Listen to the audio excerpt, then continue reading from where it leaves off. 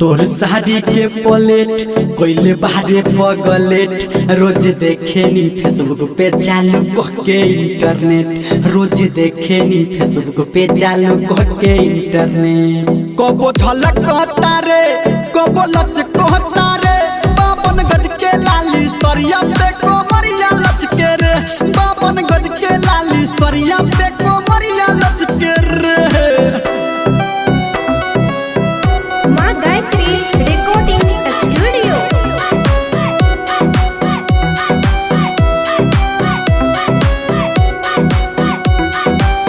जान मारेला तोर होट लाली नाक के नथिया कान के वाली दिलवा रहेला बेचैन देख के अखिया काली काली पल्लू सर के त जवाना के भीतरी लौके रे बावन गज के लाली सरिया पे कोमरिया लचके रे बावन गज के लाली सरिया पे कोमरिया लचके रे।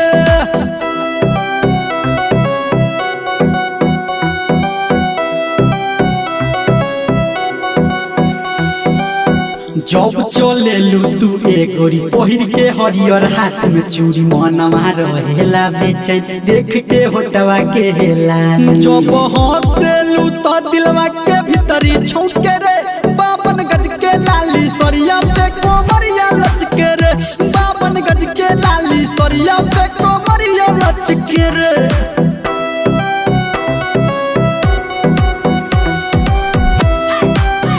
अभी आप सुन रहे हैं सावरिया म्यूजिक।